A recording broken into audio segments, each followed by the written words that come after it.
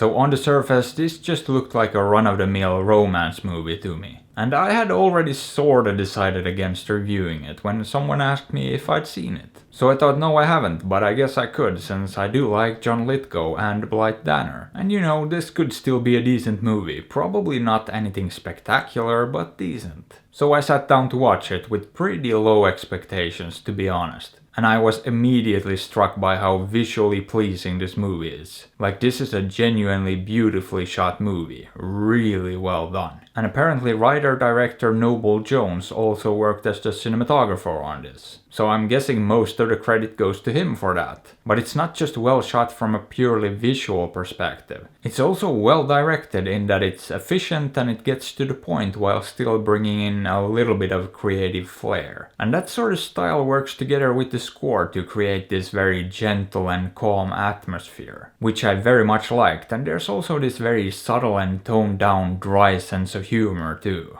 And all of those things put together just eased me into this movie and the world it created. And I gotta be honest, I was kinda blown away by how well made this movie is. I was not expecting anything like this at all, but on a purely technical level, this thing is pretty great. Now when it comes to the story and the writing, it's probably not quite as strong. And the basic premise here is that there's this old man, played by John Lithgow, who's a bit of a prepper and a conspiracy theorist, and a kind of a lonely man. But then he runs into this woman at the store, played by Blythe Danner, who immediately catches his eye. And things sort of go from there, and yeah, at its core this is definitely a romance. But I wouldn't go as far as to say as this is anywhere near as cheesy or generic as most romance movies. In fact, the characters here are way more out there and eccentric. And the general setting and the story, or backdrop I guess, is a little bit more unusual as well, with the whole prepper doom and gloom aspect going on. So I would say that this is a very fresh take on the genre. And the writing's definitely not bad either, in fact I thought it was pretty good as well. From the general story to the characters and the dialogue, it's all very solid. And sometimes it's genuinely funny and sometimes it's genuinely touching too. So overall this thing really impressed me, and I wasn't expecting that. Which probably helped too, but yeah, I can't stress enough just how well made this movie is all around. That being said though, I do think that the first half is a lot stronger than the second half. And I'm not sure why, but I did feel like it lost a little bit of momentum there toward the end. I mean, it's still really good and I don't think there are any glaring issues with it. But yeah, the first half is just so strong that the second half can't really reach that same level. Oh, while I'm nitpicking, there is one sequence in there, a short one too, that I feel like could have been cut because it gets a little ridiculous. It's sort of a montage sequence and it comes across as pretty much a parody. Like it's making fun of other movies that does that kind of thing.